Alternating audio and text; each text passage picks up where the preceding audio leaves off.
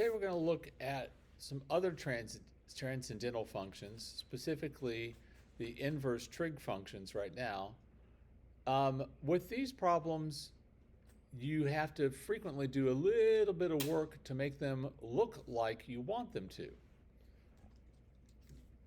So these are all just the derivative rules for inverse tangent, inverse sine, and inverse secant. Notice they don't do the co-functions because the only difference between the derivative of inverse tangent and inverse cotangent is a negative sign. So we can just deal with the negative sign rather than having to do something separate. So on these, the first thing you want to try to do is go, okay, your temptation is to immediately go, which one of them is it? Okay? Occasionally that gets you into trouble because you're trying to force it to be like that. What I do is I start with the squared part. I want this to be just something squared. Well, I think I go, okay, 4x squared is the same thing as 2x quantity squared, right? So I've got the integral from 1 over the square root of 2 to 1 of dx over x square root of 2x squared minus 1.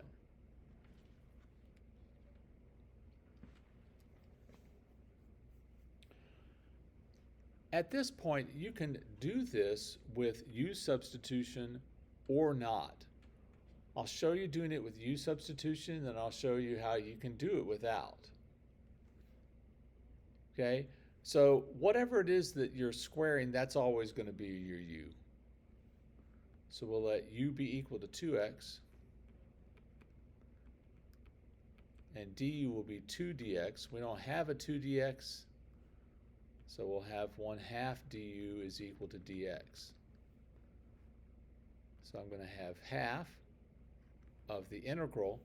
When I multiply this by 2, I'm going to have 2 divided by the square root of 2, which is the square root of 2, and 2 here. The half goes with the du, so that's taken care of. And then the x, you're like, now wait a minute, I don't have x, so I'm going to solve this for x. This would be x is equal to half of u. So this is 1/2 of u times the square root of u squared minus 1. One of the nice things about this particular problem is that the 1/2 divided by 1/2, those happily divide out to be 1. And you may be wondering about, well, this says it has to have an absolute value sign on it. But since this is a definite integral, and my limits of integration are both positive, I'm okay. I don't have to worry about that. So this is going to be just the secant inverse of u from the square root of 2 to 2. So it's the secant inverse of 2 minus the secant inverse of the square root of 2. And since secant and cosine are reciprocals of one another, that means that this is the cosine inverse of 1/2 minus the cosine inverse of 1 over the square root of 2, which is the square root of 2 over 2.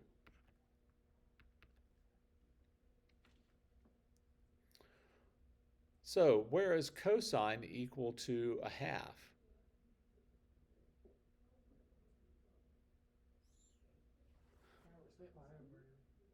So let's see. It's pi over 3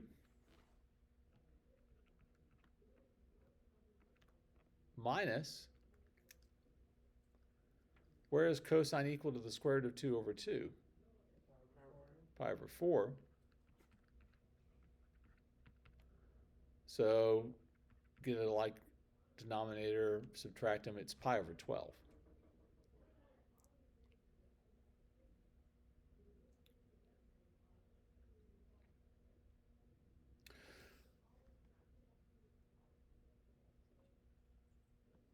So in order to do this without doing the u substitution, hang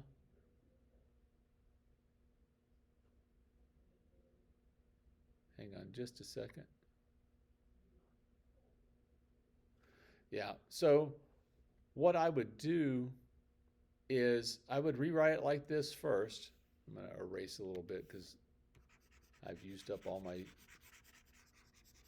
room.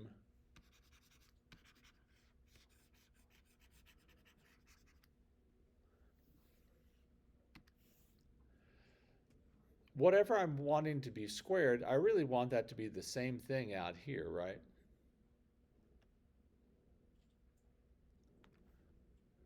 So I'm going to make that a 2x so that these are identical to one another.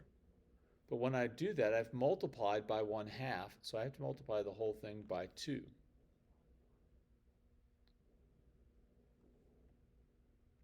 So this is going to be equal to then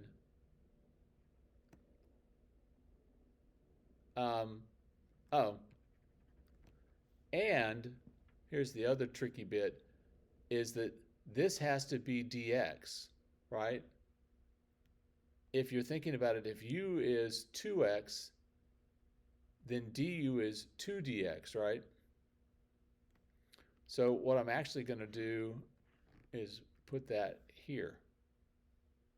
And all of that goes away. I just undo the chain rule. This would be secant inverse of x from 1 over the square root of 2 to 1.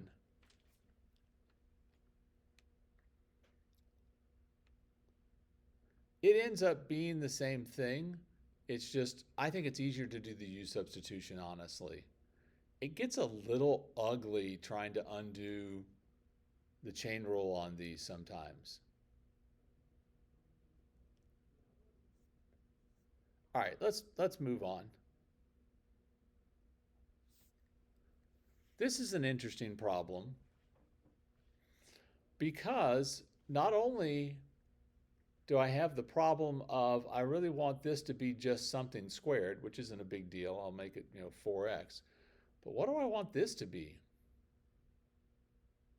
I don't want it to be 9. I want it to be 1. You're like, oh boy. All right, so the first thing I do is take care of the 1. Then I take care of this squared problem. So what I'm going to do is I'm going to factor out a square root of 9. And you're like, well, 9 doesn't go into 16. Yep, it's going to be a fraction. That's okay. So we'll have the integral from 0 to 3/4 of dx over the square root of 9 is 3, right? And I'm factoring that out in the denominator, so this is 1/3 times the square root of 1 minus 16/9 x squared.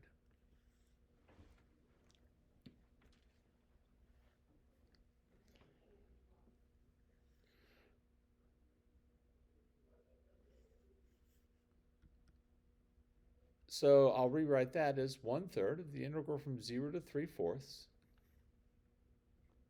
of 1 over the square root of 1 minus 4/3 x squared dx.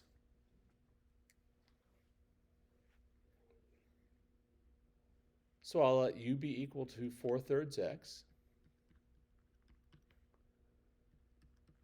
Du will be 4/3 of dx. So 3/4 du will be equal to dx.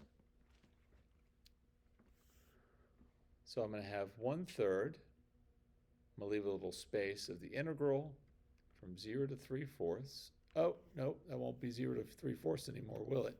Because I've changed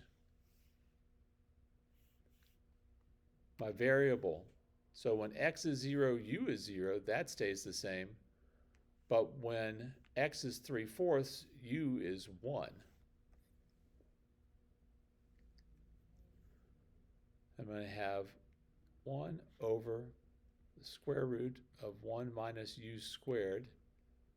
And then du is 3/4 dx. So I'm going to have du times 3/4. As frequently happens here, these cancel. And I've got 1/4 of the arc sine of u evaluated from 0 to 1.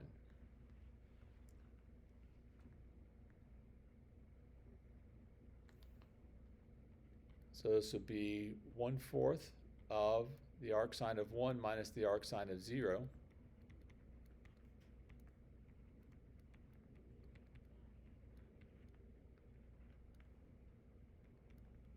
Arc sine of 1 is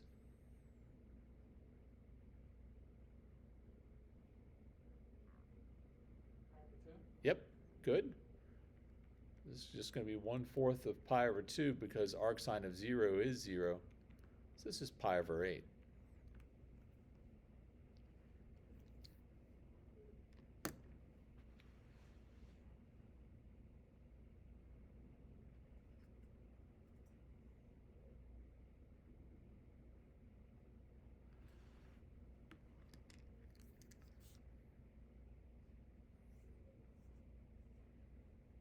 Okay, so what if we have an integral involving a power function where the base is some constant b and x is my exponent?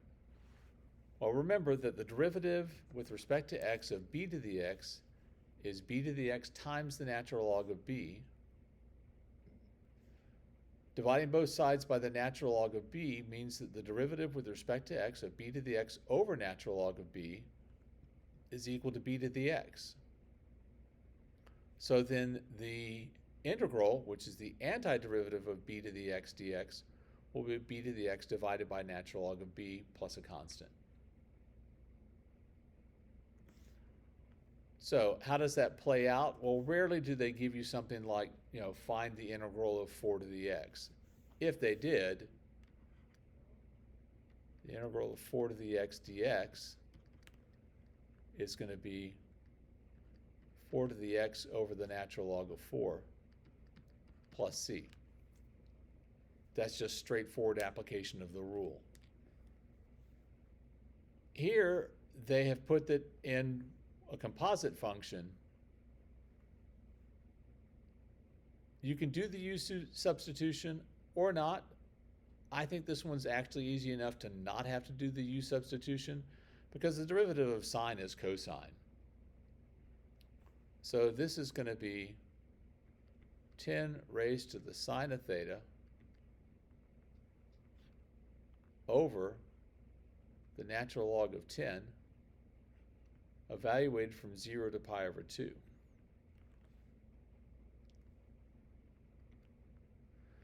Well, let's see. Sine at pi over 2 is 1. 10 to the first is just 10 over the natural log of 10. And at 0, sine of 0 is 0. 10 to the 0, be careful, is 1. Sometimes people are like, that's 0, so it's all 0. Be careful you don't go too fast on that. So this is 9 over the natural log of 10.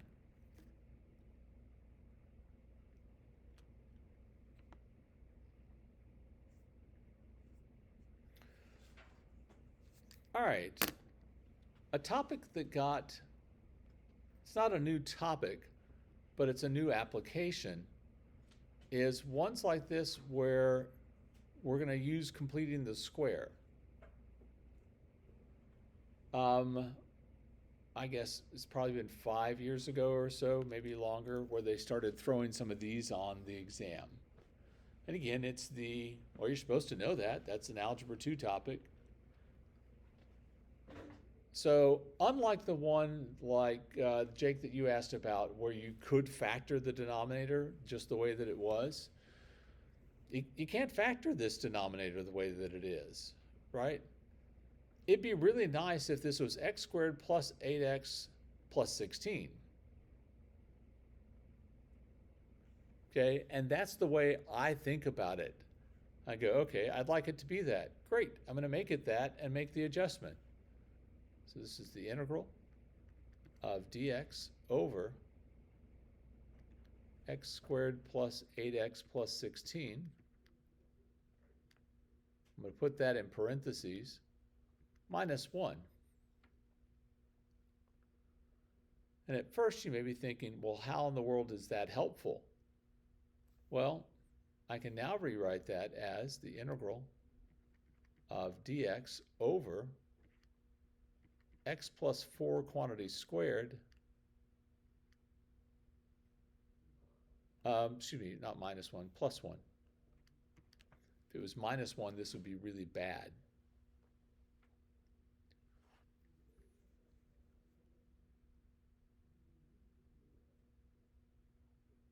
If you think about the u substitution, you don't have to necessarily do it, but if you think about the u substitution, if you let u be equal to x plus 4, du would just be dx, and I'd have the integral of 1 over u squared plus 1, which is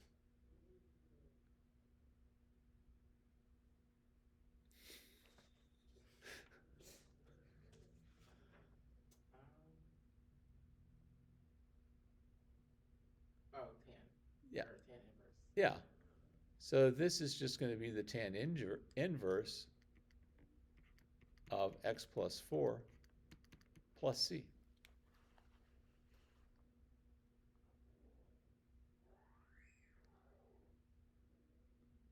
That was an interesting sound.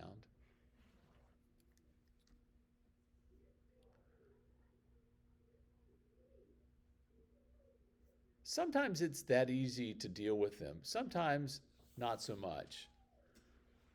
This one is harder to deal with because of the negative in front of the x squared. So I'm going to just bring that over here and work with completing the square.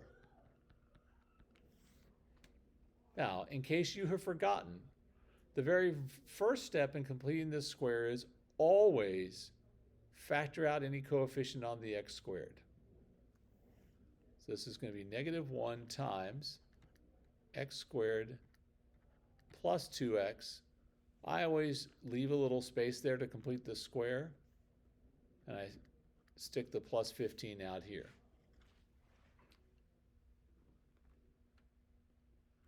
So when I complete the square on this, pardon me, remember you need to take half of this and square it, right? So this needs to be plus 1. So I have actually, because this plus 1 is inside the parentheses being multiplied times the negative 1, I have subtracted 1. So I need to add 1 to this.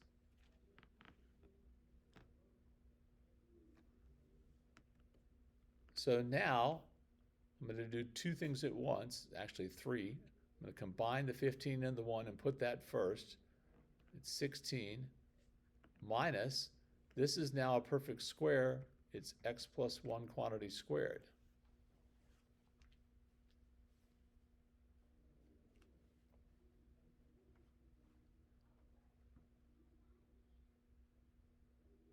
I know that I don't want that to be a 16, right? If I want to make it look like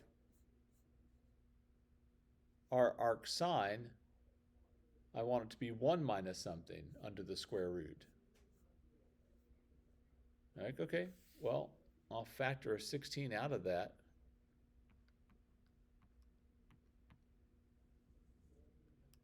And rewrite this part as x plus 1 over 4 quantity squared.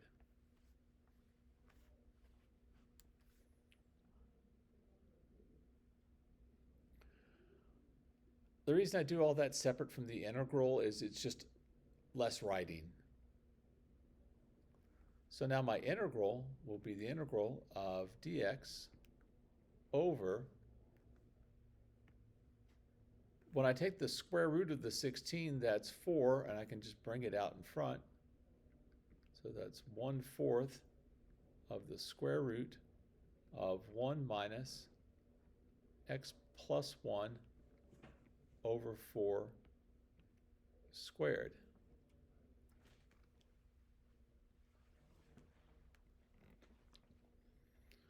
And this one was really cooked up nicely in that if we let u be equal to x plus 1 over 4,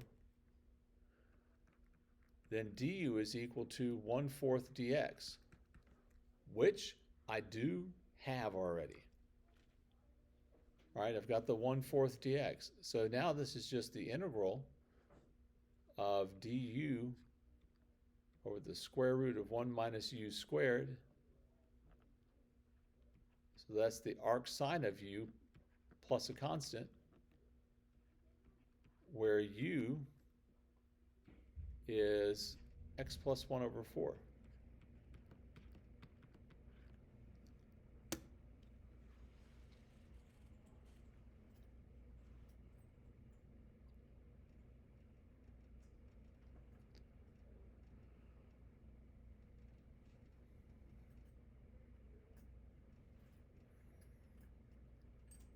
So that's a new wrinkle that they threw in a little while back. Won't say that it'll appear on the exam. I honestly don't know from year to year with things like this. There are some things where you know they're going to have them.